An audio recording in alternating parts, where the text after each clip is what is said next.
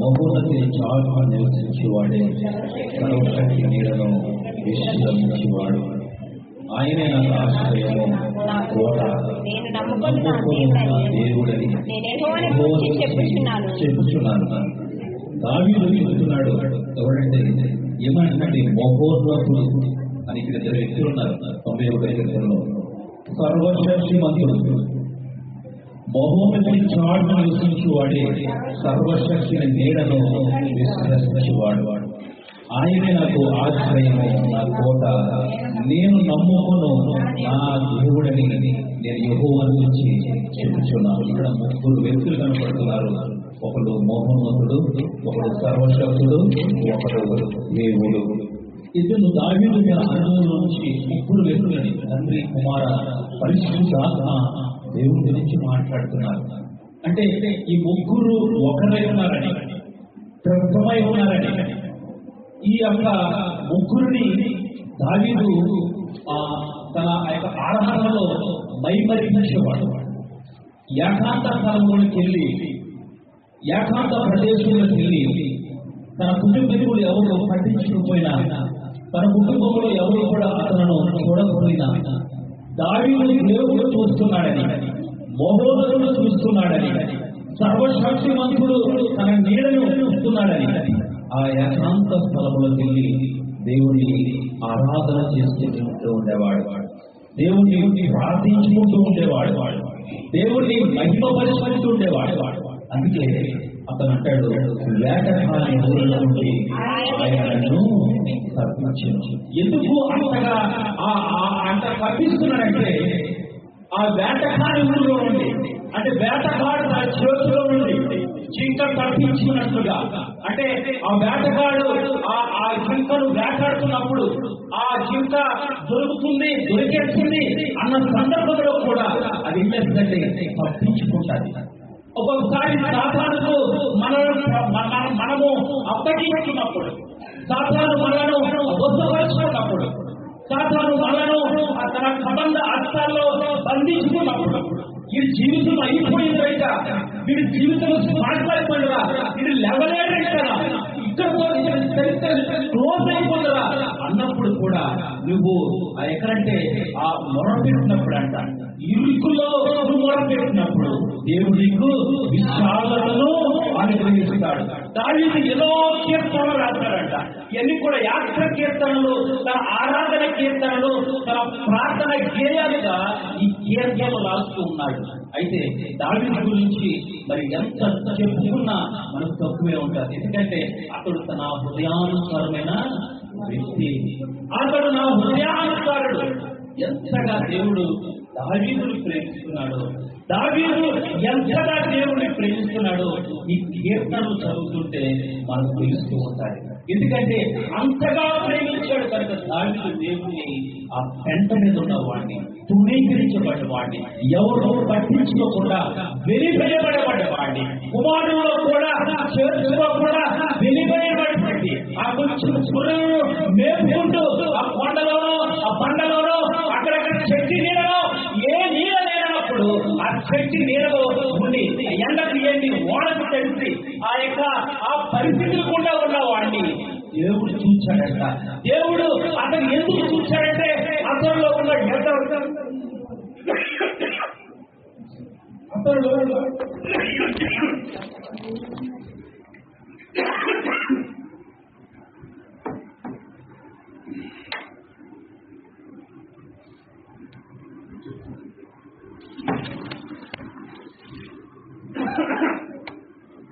అతనిలో ఉన్న యథార్థత, ఎంత యథార్థవంతుడంటే తన తండ్రి కొంచెం గొర్రెలే అతనికి అప్పగించాడు. ఎక్కువ మందిని కూడా అప్పచెప్పలేదు. ఎందుకంటే ఇతను చిన్నవాడు కనుక, కుమారుల్లో కూడా చేర్చుకోగలిగిన వాడు కాదు కనుక అతను కొంచెం మందన ఇచ్చి అతను దూరం చేసుకున్నాడు. కానీ దావీదు దేవుడికి దగ్గరైపోతున్నాడు. తల్లిదండ్రులు అన్నదమ్ములు అతను దూరపరుచుకున్నా కానీ దేవుడు మాత్రం హక్కున చేర్చుకున్నాడు. ఎప్పుడు కూడా దేవుడిని ఆరాధిస్తూ ఉండేవాడు, దేవుడిని మహిమపరుస్తూ ఉండేవాడు. దేవుడే తన ఆయుష్ అంట అదిగో ఆ ఉన్నతమైన శిఖరానికి నన్ను ఎక్కించు, ఆ ఉన్నతమైన శిఖరమంతా ఎక్కించు. నేనైతే ఎక్కలేను, నేను ఎక్కలేనంత ఉన్నత శిఖరానికి నువ్వు ఎక్కించగలవని ఈ కీర్తనలో కనపడుతూ ఉంటాయి మన మాటలు. ఎంతగా దేవుడిని తప్పిస్తున్నాడు దావీదు. దావీదు జీవితంలో ఎన్ని కార్యాలు దేవుడు చేశాడంటే గొప్ప కార్యాలు చేశాడు. వెంటనే ఉన్నావు ఎన్నిక లేని వాడిని దేవుడు ఎన్నిక చేశాడంట, సింహాసనం మీద కూర్చోబెట్టాడంట. ఆ సింహాసనానికి యోగుడు కాదు దావీదు, కానీ దేవుడు ఏం చేశాడంటే నా హృదయానుసరమైన వ్యక్తి కనుక, అప్పుడు నాకు ఇష్టడు కనుక, ఆయనను ప్రేమిస్తాడు కనుక నేను అతన్ని గొప్ప చేస్తాను, అతను నా నామం కలిగేవాడు కనుక అతను జనపరుస్తాను అని ఈ కీర్తనలో మనకు కనబడుతూ ఉంటాయి. అయితే మనము కృతజ్ఞత గురించి ఈరోజు మనము నేర్చుకుందాం. మొదటి తెస్సలోనికల రాసిన పత్రిక 5వ అధ్యాయము 16వ వచనం. ప్రతి విషయమునందును అందరూ తీసుకోండి. మొదటి తెస్సలోనికల పత్రిక 5వ అధ్యాయము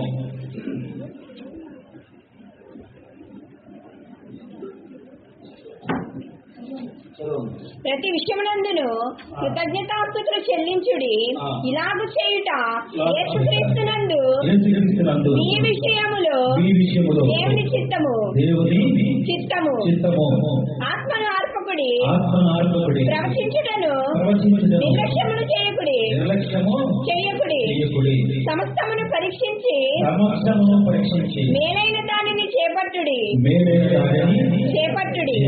ఇక్కడ అపోస్తలుడైన పౌలు మొదటి తెస్సలోనికల పత్రికలో రాస్తున్నాడు. ఏం చేయమంటే మీరు ఎల్లప్పుడూ అన్ని విషయంలో కృతజ్ఞతాస్తుతులు చెల్లించాలంట. మరి ఏ విషయాల్లో మనం చెల్లించాలి కృతజ్ఞతలు? దేవుడు మనకు ఈ జీవితాన్ని ఇచ్చినందుకు, దేవుడు మనకు మన చేతుల్లోనికి ఆహారం పిలుచుకున్నందుకు, ఇవన్నీ కూడా దేవుడు మనకు అనుగ్రహించినందుకు, చక్కని కుటుంబాన్ని ఇచ్చినందుకు, చక్కగా గృహాన్ని ఇచ్చినందుకు, చక్కని భవిష్యత్తు ఇచ్చినందుకు, ఇవన్నిటి గురించి కాదు. కానీ దేవుడు మనకు రక్షకుడై ఉన్నందుకు, దేవుడు మనకు దేవుడై ఉన్నందుకు, ఈ ఊపిరి ఆయన ఇచ్చినందుకు కృతజ్ఞతాస్తుతులు మనం చెల్లించాలంట. ఎన్ని విషయాలు చెల్లించాలంటే ఎన్ని విషయములైనా ఎల్లప్పుడూ కూడా కృతజ్ఞతాస్తుతులు చెల్లించాలంట. అపోస్తలుడైన పౌలు చెప్తున్నాడు. అపోస్తలుడైన పౌలు అపోస్తల కార్యాల్లో ఒక మాట మనం చూస్తాం. అపోస్తల కార్యాలు 16వ అధ్యాయము 24వ వచనము. అపోస్తలుల కార్యాలు అతడు అట్టి ఆజ్ఞలు పొంది వారిని లోపలి చెరసాలలోనికి త్రోసి వారి కాళ్లకు బండవేసి బిగించెను. అయితే మధ్యరాత్రి వేళ పౌలును శీలయు దేవునికి ప్రార్థించుచు కీర్తనలు పాడుచుండిరి. ఖైదీలు విలుచుండిరి. అప్పుడు అకస్మాత్తుగా మహాభూకంపము కలిగెను. చెరసాల పునాదులు అదెరెను. వెంటనే తలుపులన్నీ తెరుచుకొనెను. అందరి బంధకములు ఊడెను. దేవునికి మరొకసారి మాట్లాడుతున్నాడు. ఏంటంటే దేవుడి నామాన్ని ప్రకటించడానికి, దేవుడి నామాన్ని ఘనపరిచినందుకు ఆమెను బెత్తముతో ఇష్టానుసరముగా ఖైదీలు కొట్టి హింసలు పెట్టి ఆ చెరసాలలో పడేశారు. ఆ చెరసాలలో పడేసి సంఖ్యలతో గురులతో బిగించి అక్కడ సైనికులను అప్పచెప్పి వీళ్ళు యేసు నామమును ప్రకటించకూడదు, యేసుక్రీస్తు నామమును ప్రకటించకూడదు, వీళ్ళను బంధించండి ఆజ్ఞను పొంది వాళ్ళందరూ కూడా గృహంలో ఆ జైల్లో వేసేశారు. ఆ జైల్లో వేసేసినప్పుడు పౌలు శిష్యులు ఏం చేస్తారో తెలుసా? వారి గాయములను వారి గురించి బాధపడట్లేదు, వారికి ఉన్న కష్టముల గురించి చూడట్లేదు, వారికి రక్తము కాల్చినా సరే పట్టించుకోవట్లేదు, వారికి కలిగిన దెబ్బలను వారు చూడట్లేదు. వారు ఏం చేస్తారంటే వారు ముందున్న ఆ పందెపు రంగంలో వారికి ఇస్తున్న దేవుడు ఆ జీవన క్రీడని చూస్తున్నారు. కానీ ఈ లోకంలో ఉన్న శ్రమలైనను, ఈ లోకంలో ఉన్న హింసలైనను, ఈ లోకంలో కలుగుతున్న బాధల వైపు ఏంటంటే దేవుడిచ్చే నిత్య జీవాన్ని, దేవుడిచ్చే ఆ ఆనందాన్ని, ఆ పరలోక సంబంధమైన సంతోషాన్ని వారు చూస్తున్నారు. ఆ చూస్తున్నారు కనుక ఆ హింసల్లో వారి బాధల్లో దేవుడిని స్తుతిస్తూ ఉన్నారండి, దేవుడిని మహిమపరుస్తూ ఉన్నారండి, దేవుడిని గణపరుస్తున్నారంట. దెబ్బలు కొట్టారు, సంఖ్యలతో గర్జించారు, చేతుల సంఖ్యలు, కాళ్ళ సంఖ్యలు, తినడానికి కూడా ఏమి లేకుండా వాళ్ళు బంధించేస్తారు రోమా సైనికులు. అయినా సరే వాళ్ళు ఏం చేస్తారంటే, నా యేసయ్యను నేను స్తుతించుకుంటా, నా యేసయ్యకు నేను కృతజ్ఞతాస్తుతులు చెల్లించకుండా మేము ఉండలేము అని నిశ్చయతకు వచ్చి ఈ యొక్క పౌరు స్త్రీలను వాళ్ళందరూ కూడా స్తుతిస్తూ ఉంటుంటే అక్కడ ఏం చేసింది తెలుసా? అద్భుతము, దేవుడే దిగి వచ్చి ఉన్నాడు. దేవుడికి స్తోత్రం. హల్లెలూయా. వారు పథకాలు ఏం చేస్తాయంటే, వారి సంఖ్యల్లో సైనికులు బిగించిన సంఖ్యలు అవి మంచి బలమైన సంఖ్యలు, ఏనుగు కూడా పెంచలేనిది 10 ఏనుగులు కూడా కలిపి బిగించి లాగినా కూడా తెగని సంఖ్యలు, ఏనుగు కన్నా బలమైనవి, అవన్నీ కూడా ఏది బిగించిన ఆ సంఖ్యలు ఏం చేస్తాయంటే స్తుతిస్తున్నప్పుడు అవన్నీ కూడా తెగిపోయినాయంట. దేవుడికి స్తోత్రం. వారు బంధకాల్లో నుండి విడుదల పొందారు. వాడి నుంచి బంధించిన ఆ సైనికులు బంధించిన బంధకాల నుండి విడుదల పొందారు. ఎప్పుడు విడుదల పొందారంటే దేవునికి కృతజ్ఞతాస్తుతులు చెల్లిస్తున్నారు. దేవునికి స్తోత్రం. హల్లెలూయా. మన కుటుంబంలో, మన వ్యక్తిగత జీవితంలో, మన యొక్క విశ్వాస జీవితంలో, విశ్వాస యాత్రలో మనకు కలిసిన వేటలో కృంగిపోవడం కాదు. కానీ మేము మన క్రమం వెళ్ళినప్పుడు నాకు తెలిసిన ఒక కుటుంబం అక్కడ ఉన్నప్పుడు బాగా ఆదరించేవారు. ఇప్పుడు కూడా వాళ్ళ ఇంటి దగ్గర ఉన్నప్పుడు నాకు అన్ని కూడా అన్నం కూర అన్ని కూడా పంపించి ఉండేవారు. నన్ను బాగా చూసుకున్నారు ఆ కుటుంబం. LEF చర్చికి వెళ్తారు అందరూ కూడా. తన కుటుంబం ఏం చేశారంటే అతను మంచి 1,70,000 రూపాయల జీతం అతనికి మంచిగా సంపాదించుకున్నారు. వాళ్ళిద్దరు కూడా అబ్బాయిలు కూడా గవర్నమెంట్ ఎంప్లాయలే. ఆ కుటుంబంలో వాళ్ళు ఏం చేస్తారంటే ఆ డబ్బులు సంపాదించుకున్నారు. అతను రిటైర్మెంట్ అయ్యాడు. 2-3 కోట్ల వరకు వచ్చింది అతనికి ఆస్తి, ఆ యొక్క ప్రాపర్టీ. వచ్చిన తర్వాత ఏం చేస్తాడంటే తన కుమార్తెకు వివాహం చేయాలనుకున్నారంట. తన కుమార్తెకి వివాహం చేయాలని అతను అంటాడు, మాతో మాట్లాడుతున్నాడు. మా కూతురు యొక్క వివాహం ఏ విధంగా చేస్తామని తెలుసా? 15 మంది కానిస్టేబుల్ పెట్టించాం, ఒక SL పెట్టించాం, ఒక CL కూడా దిగారు, MLAలు MPలు కూడా దిగారు. ఇలాందరూ కూడా దిగి అసలు ఎక్కడ కూడా ఆ ఏరియాలో కూడా ఎక్కడ కూడా ఇలాంటి పెళ్ళిళ్ళు చూడలేదు, అలాంటి భోజనం కూడా నేను తినలేదు అని చెప్పారు అని అన్నాడు. బాగానే ఉంది, ఇదంతా కూడా బాగానే ఉంది. కానీ వాళ్ళ అమ్మ ఏం చేస్తుందంటే, ఆ తల్లి ఏం చేస్తుందంటే మూల నుంచి ఏడుస్తుంది. ఏమనుకున్నాను, ఎవరు చచ్చిపోయారు ఏడుపు అనుకున్నాను. ఎందుకంటే అలాంటి ఏడుపు ఏడుస్తుంది ఆవిడ. ఇతనేమో ఇలా మాట్లాడాడు. ఆవిడేంటంటే ఏడుతో వస్తుంది, బాబా ఏడుస్తుంది, నేనెవరు చనిపోయారేమో, ఎవరైనా చనిపోయారేమో అని అనుకున్నాను. ఇతనేమో ఇవన్నీ చెప్తున్నాడు, ఆవిడేమో దుఃఖంలో ఉంది. ఏంటమ్మా ఏమైందంటే ఆవిడ అంటుంది, పెళ్ళైన నా కూతురికి పేరు దివ్య,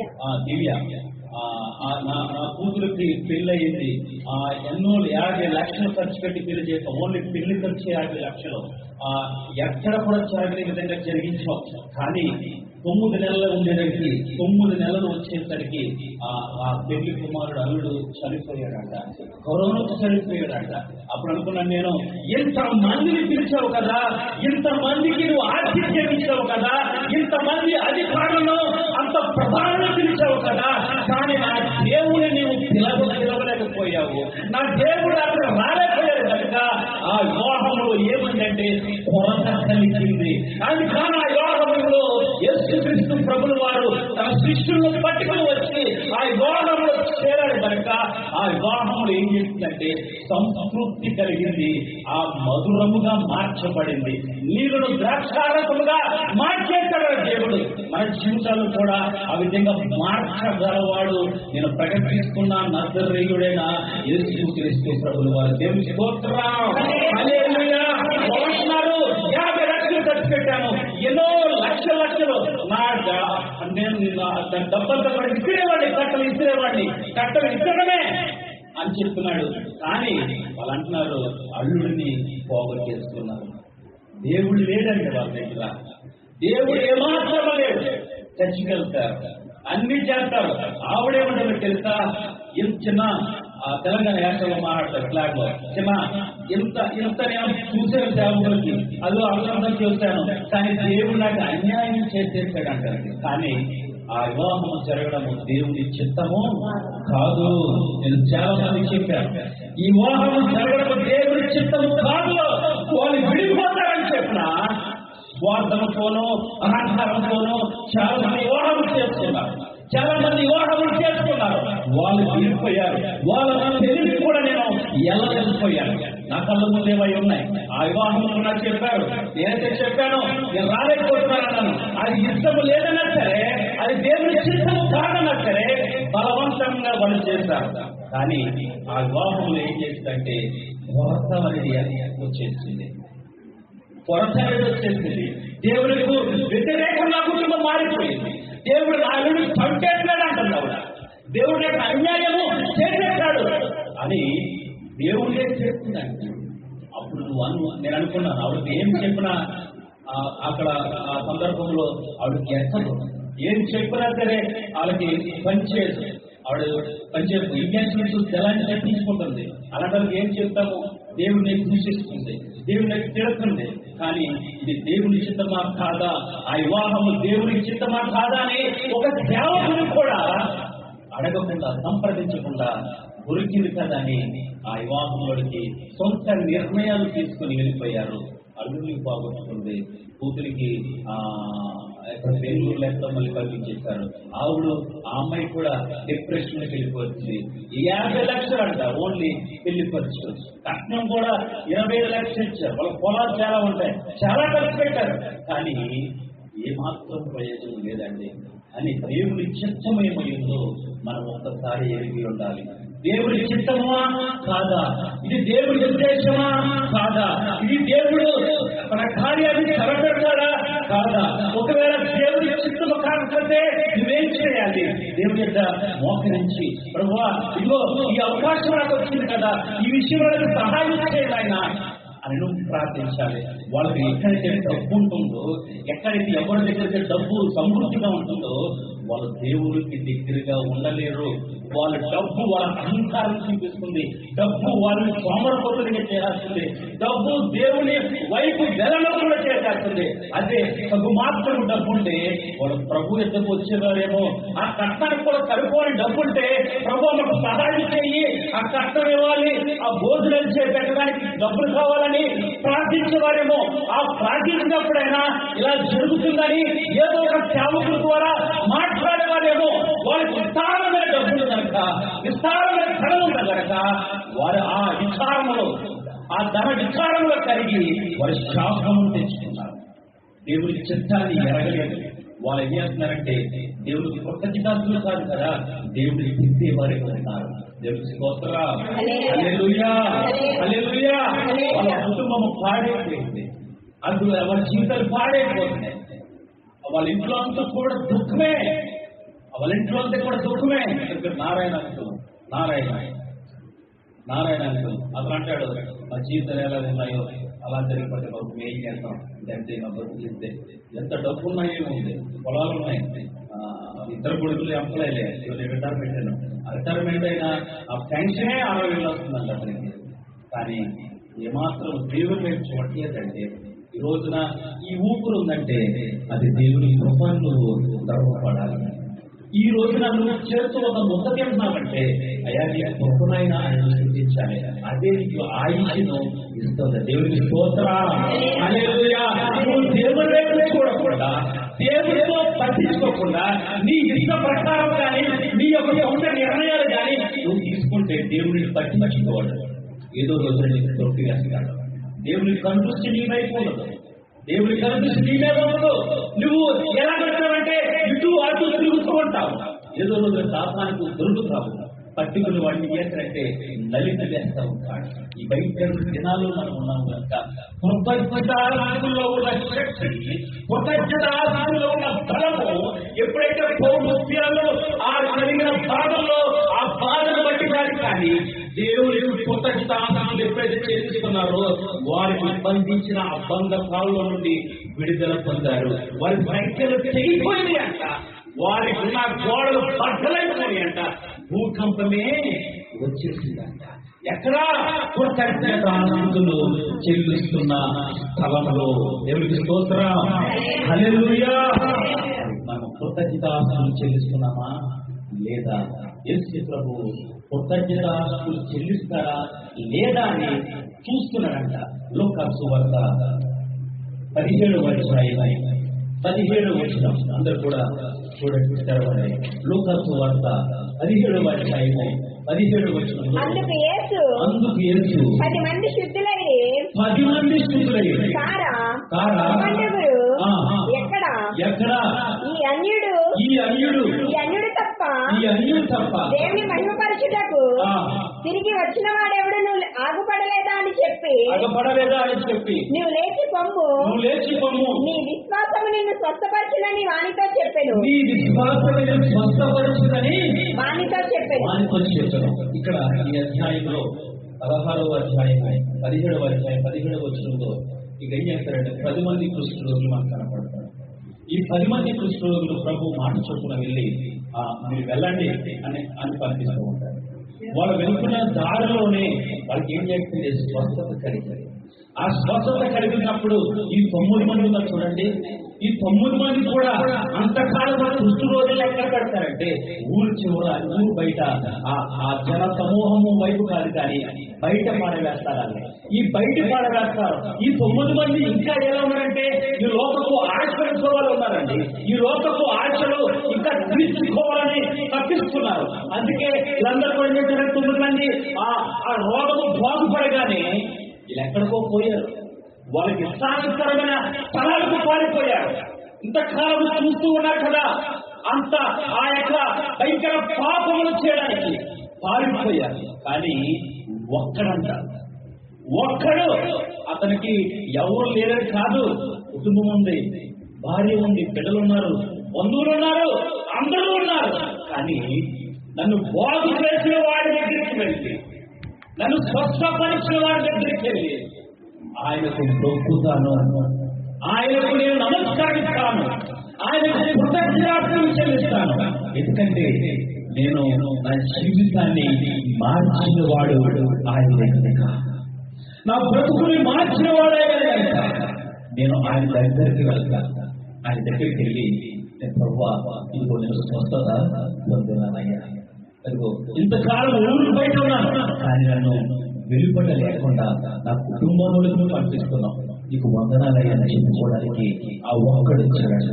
అంటే ప్రభు అక్కడ ఏమంటే మిగతా 9 మంది ఏది ఎక్కడ ఆ కృతజ్ఞతాస్తుతులు చెల్లించిన వారు ఎక్కడున్నారు? లోకంలో పారిపోతున్నారు, లోకంలో తిరుగుతున్నారు, లోకపు ఆశలో, లోకపు కోరికలో చుట్టుముట్టుకుంటున్నారు. ఆ 9 మంది గురించి అడుగుతున్నారు. ఆ 9 మంది గురించి అడుగుతాడు ప్రభు. కృతజ్ఞతాస్తుతులు చెల్లిస్తారేమో, కృతజ్ఞతాస్తుతులు ఆ కృతజ్ఞత భావము నాకు చెల్లిస్తారేమో, ఆ కృతజ్ఞత బుద్ధి వాళ్ళు కలుగుతుందేమని ప్రభు ఆశపడుతున్నారండి. కానీ వాళ్ళైతే లోకంలో పరిగెత్తుకుని పోయారు. వాళ్ళ కోరికలను తీర్చుకోవడానికి పరిగెడుతున్నారు. కానీ ఆ ఒక్కడు మాత్రమే వచ్చి ప్రభు ముందు నిలబడి సంపూర్ణమైన స్వస్థతను పొంది, సంపూర్ణమైన స్వస్థతను పొంది, సంపూర్ణమైన స్వస్థతను పొంది, సంపూర్ణమైన ఆరోగ్యాన్ని పొంది, సంపూర్ణమైన తెలివిని పొంది, సంపూర్ణమైన జ్ఞానాన్ని పొంది, సంపూర్ణతను పొంది తన కుటుంబానికి వెళ్ళాడు. ఆ 9 మంది అయితే కుటుంబానికి వెళ్ళి ఉంటారు.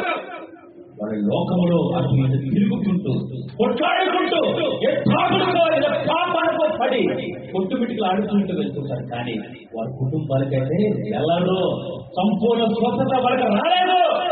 ఈ ఒక్కడి మాత్రమే సంపూర్ణమైన స్వస్థతను పొందుకున్నాడు. ఎందుకు పొందుకున్నాడు అంటే దేవునికి కృతజ్ఞతాస్తుతులు చెల్లించాడు. అర్పించే అర్పణ కాదు ముఖ్యము, దేవునికి అర్పించే జీవు దేవునికి ముఖ్యము. దేవుడు డబ్బులు అడగట్లేదు, ధనం అడగట్లేదు.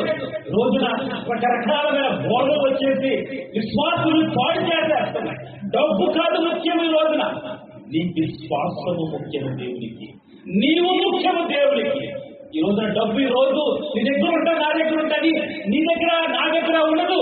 అది రెక్కన కలిగిన పక్షి వలె ఎగిరిపోతూ కానీ దాని గురించి కాదు, కానీ నీ విశ్వాసం గురించి దేవుడు చూస్తున్నాడు. దహన బలులు ఆయనకి ఇష్టమైన కాదంట. విరిగి నలిగిన మనసే ఆయనకి ఇష్టమైన బలులు, అవి మనం చెల్లించాలి. ఆయన శిష్యులు కొండ మీద ప్రసారం చేస్తున్నప్పుడు ఆ విస్తారమైన జనానికి ఆహారం పెట్టాలి. ఆ విస్తారమైన జనానికి ఆహారం పెట్టాలి. ఆహారం పెట్టాలంటే ఆ చుట్టుపక్కల గ్రామాలకు వెళ్ళి ఏం చేయాలంటే ఆహారం కొనుక్కు రావాలి. కొనుక్కొస్తే వాళ్ళందరూ కూడా ఆహారం పెట్టచ్చు అని శిష్యులు ఆశపడుతున్నారు. ప్రభు అయితే ఏమంటుందంటే మీరు వెళ్ళాలి, మీరే వారికి ఆహారము పెడతారు. అదే ప్రభు, ఇంతమందికి 5,000 మందికి 5,000 మంది పురుషులు, స్త్రీలు, పిల్లలు, వీళ్ళందరూ కూడా ఆహారం మేము పెడతామా? మీరు పెడతారు కాదు, మనిషికో గొప్ప చొప్పున మిగులుతాది. ఎంత అద్భుతం అంటే ఏం చేస్తానంటే ప్రభు ఒక చిన్న పిల్లవాడు మన దగ్గర ఉన్న ఒక చిన్న పిల్లవాడికి సరిపోడిన ఆహారం మాత్రమే ఆయన దగ్గర. ఆయన వద్ద ఎక్కడ ఎంతో తెలుసా, పిల్లల దగ్గర చిన్న పిల్లలు తినే ఆహారం మాత్రమే ఉంది. అది ఆయన ఎద్దకు తీసుకొచ్చాడు. ఆయన ఎద్దకు తీసుకురాగానే ఆయన చేతుల్లో ఆహారం పడ్డది. ఆయన చేతుల్లో ఎప్పుడైతే ఆహారం పడ్డదో వెంటనే ఆకాశం వైపు ఎక్కాడు ఆయన. ఆకాశం వైపు ఎప్పుడైతే ఎక్కబడిందో ఆయన కృతజ్ఞతాస్తులు దేవుడికి చెల్లిస్తున్నాడు.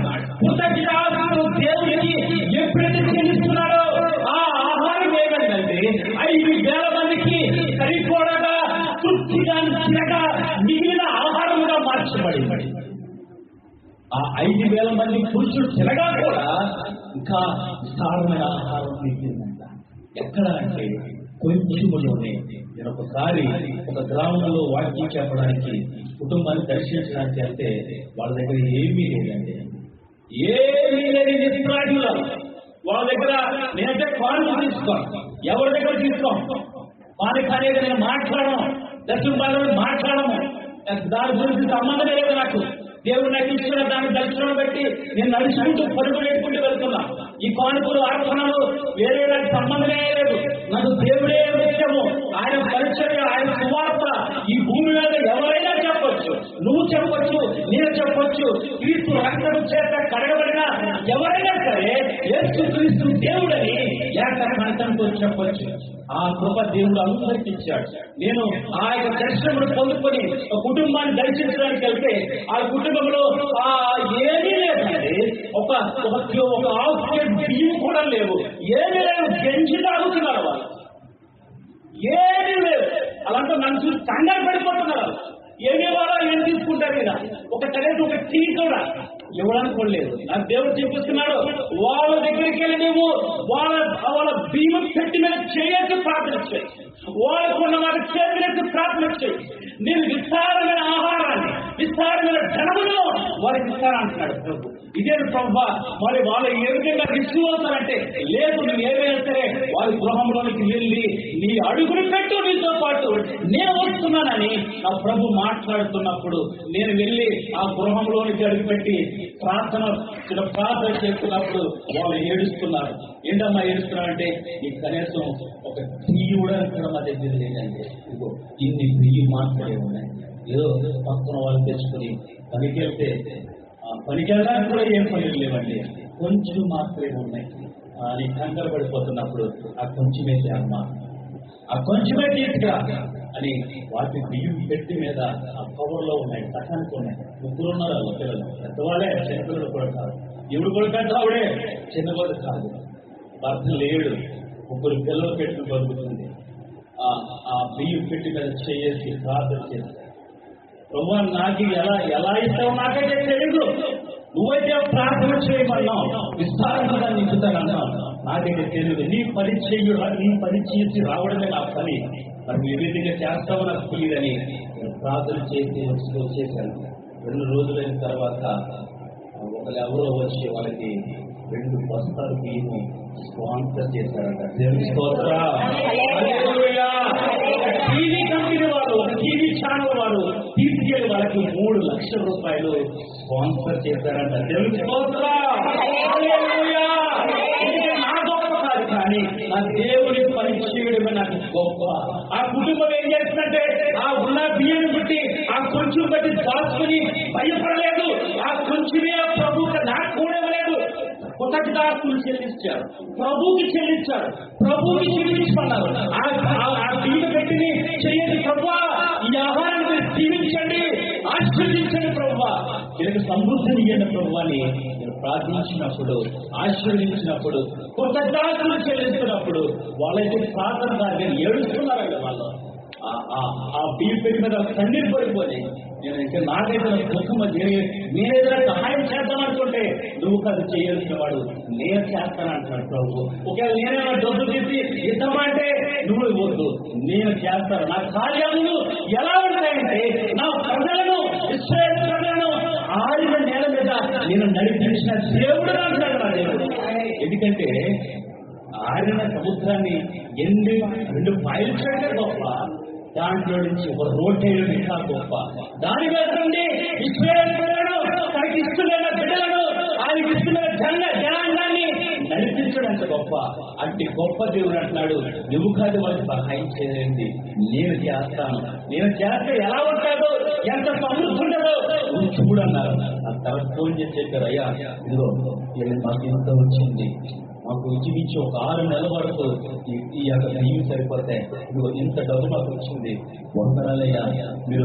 మీరే మరోసారి వచ్చినప్పుడు మా గృహం దగ్గర రామంటే నేను మళ్ళీ వాళ్ళ గృహం దగ్గరికి వెళ్ళామా, మీరు నమ్మకముగా ఉండండి, యథార్థంగా దేవునికి జీవించండి, చాలమ్మా. నేను వచ్చి మీ దగ్గరికి వచ్చి మళ్ళీ నేను చేయను, నాకు పని అంతవరకే దేవుడు నాకు చెప్పాడు. దేవుడు చిత్తమైతే మరొకసారి నాకు దేవుడు ప్రేరేపిస్తే నేను వస్తానమ్మా అని అప్పుడు నేను వచ్చాను. కానీ కొంచెములోనే దేవుడు విస్తారమైన జనసమూహంగా మార్చగలవాడు. ఆ కొంచెంలోనే ఆ ఆహారాన్ని విస్తరింప చేయగలవాడు. మనుషుల ముందు కాదండి, దేవుని ముందు మనం కృతజ్ఞతాస్తులు చెల్లించాలి. కృతజ్ఞతాస్తులు చెల్లించే బుద్ధి మనకు కావాలంటాడు దేవుడు.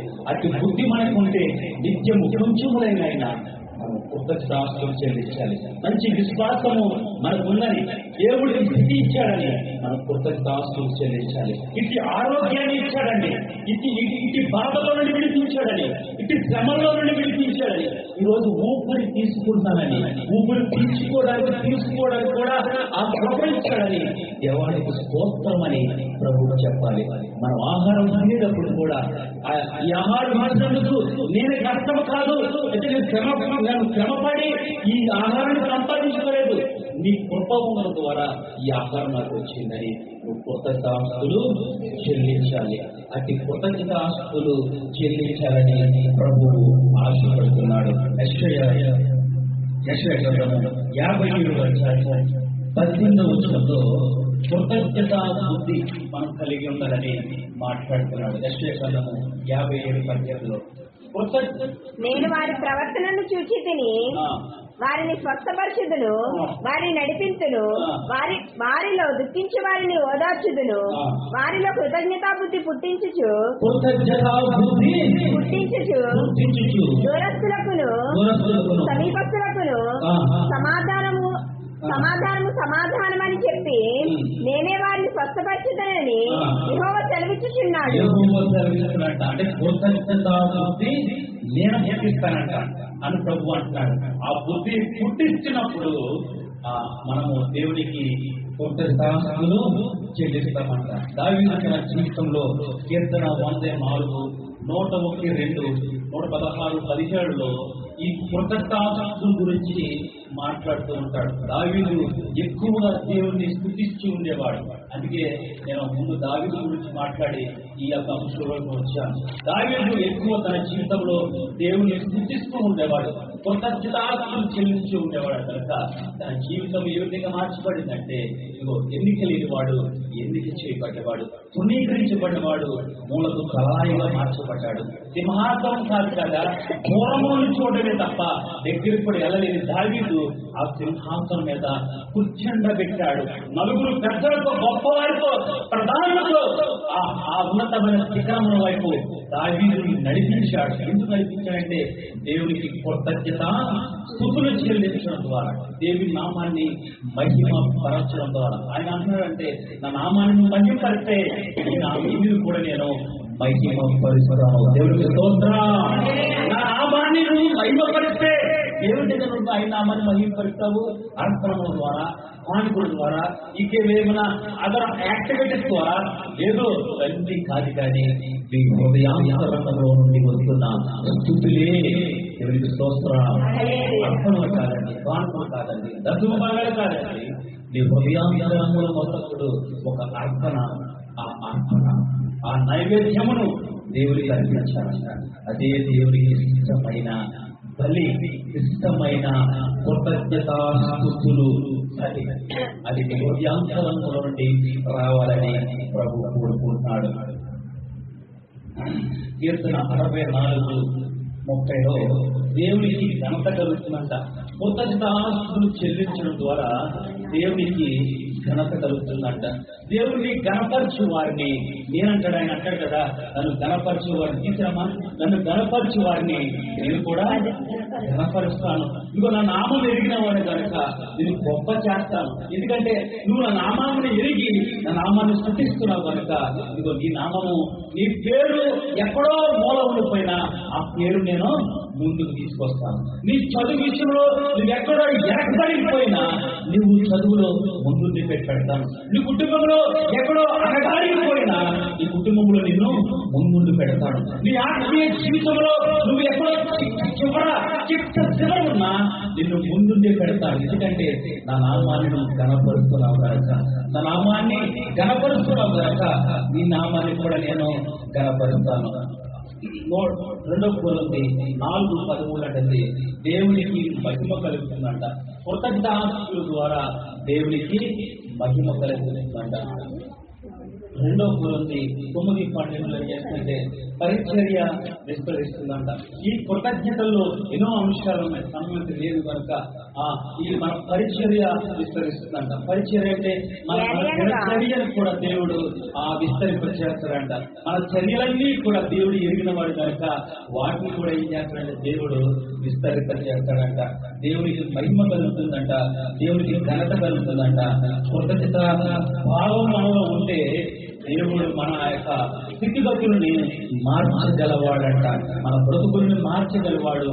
నేను ప్రకటిస్తున్న నజరేయుడని యేసుక్రీస్తు ప్రభువు వారు కృతజ్ఞత భావం కలిగి ఉంటే చాలు నీలో ఆయన నీ ఎదురు చేస్తాడు. సింహాసనం మీద కూర్చుంటాడు. ఆ స్థితుల సింహాసనం మీద ఆయన ఆసీనుడై ఉంటాడంట.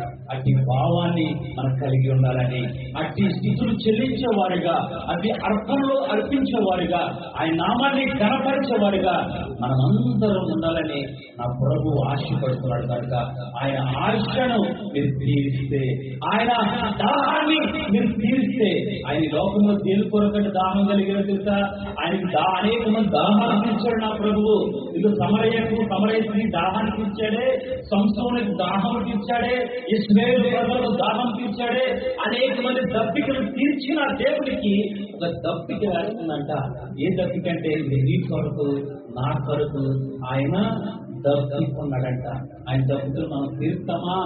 ఆయనకు ఇష్టమైన బలులు మనం అర్పిస్తామా? ఆయనకి ఇష్టమైన బలి ఏంటంటే విరిగి నలిగిన మనస్సే. ఆ మనస్సులోనికి దేవుడు వస్తానంటున్నాడు. హృదయం అనే తలుపు ఎదుట ఆయన నుంచి చదువుతున్నాడంట. ఎవరైతే తన స్వరమును విని ఆ తలుపులు తీస్తారో ఆయన వాళ్ళలోనికి వస్తాడంట. ఆయనలోకి వస్తారంట. ఆయన వచ్చిన గృహంలోనికి నెమ్మది ఉంటుందండి. ఆయన ఉన్న గృహంలో సమాధానం ఉంటుందండి, ఆశీర్వాదం ఉంటుంది, ఆరోగ్యం ఉంటుంది. ఇవన్నీ కూడా ఆయన యొక్క ఉంటాయి. ధనమున్నా కూడా, ధనమున్నా ఐశ్వర్యమున్నా ఏమీ ఉండవు. కానీ యేసయ్య ఉంటే ఐశ్వర్యవంతుడే ఆయన, గొప్ప ధనవంతుడే ఆయన, అన్ని మనకు చేయగలవాడు ఆయన. ఆరోగ్యాన్ని, ఆ ఘనతను, మనకు మనశ్శాంతిని, నెమ్మదిని దేవుడు దయచేయగలవాడు. అట్టి దేవుని నువ్వు కలిగి ఉన్నావు. అట్టి దేవుని నీవు స్తుతించాలి. నీ యొక్క బలహీనతలు తెగబడాలి. ఈ సంఖ్యలు, పాపపు సంఖ్యలు తెగబడాలి. ఈ లోకంలో నువ్వు బలహీనుడిగా ఉండకుండా బలవంతుడిగా ఉండాలని ఈ వాక్యం ద్వారా దేవుడు మనందరినీ కూడా హెచ్చరిస్తున్నాడు. దేవుడు మనందరికీ కూడా అట్టి దాహాన్ని, దేవుడు దాహము తీర్చేవారుగా మీరందరూ ఉండాలన్న పరిశుద్ధాత్మ దేవుడు మనకు సహాయం చేయునుగాక. ప్రార్థన చేసుకుందాం. ప్రార్థన. అందరూ కూడా రౌండ్గా ఒక నిమిషంలో మనం ముగించుకుందాం. ఎందుకంటే ఆయన ఈ లోకానికి నీ కొరకు నా కొరకు వచ్చాడు. ఎందుకంటే నువ్వు బలహీనరాలు ఉన్నావు కదా, నువ్వు నిన్ను బలపరచడానికి. నువ్వు కృంగి ఉన్నావు కదా, నిన్ను లేవనెత్తడానికి. నువ్వు అనేక సందర్భంలో నలిగిపోతున్నావు కదా, నువ్వు కుటుంబంలో నీ వాళ్ళను హింసిస్తున్నారు కదా, నీ వాళ్ళను అనగొట్టారు కదా, నీ రంగ సంబంధంలో నిన్ను హేళ చేస్తున్నారు కదా, ఆ మోసిస్తున్నారు కదా. ఆనాడు ఏ సేపులో అనేక మంది సహోదరులే అప్వర్తించారు, హేళ చేశారు, బోధులో పడవేశారు, చొక్కబడ్డారు, అమ్మవేశారు. కానీ మూలకు సలహాయిగా మార్చబడ్డారు. ఏదైతే త్రోసివేయబడ్డారో, ఎవరైతే తుణీకరించబడ్డారో వాళ్ళ ముందుకే వాళ్ళు సాధ్యంగా పడేవాడిగా చేసేస్తాడు దేవుడు. ఈరోజు నీ కుటుంబంలో వస్తున్న వ్యతిరేకతను బట్టి నీ కుటుంబంలో వస్తున్న ఆ వ్యతిరేకతను బట్టి చింతించదు, బాధపడవద్దు. నువ్వు చెల్లిస్తుంటే నా ప్రభువు నీ యుద్ధము చేస్తాడు. వాళ్ళ మనసులు మార్చాడు, వాళ్ళ ప్రభువులు మార్చేస్తాడు ఆ దేవుడు. ఇదిగో నీకు అనారోగ్యం ఉందా, ఇదిగో నాకు ప్రార్థన చేయాలి, నీకు మనశ్శాంతి లేదా, నన్ను అడుగుతున్నాడు ప్రభు. నీ కుటుంబం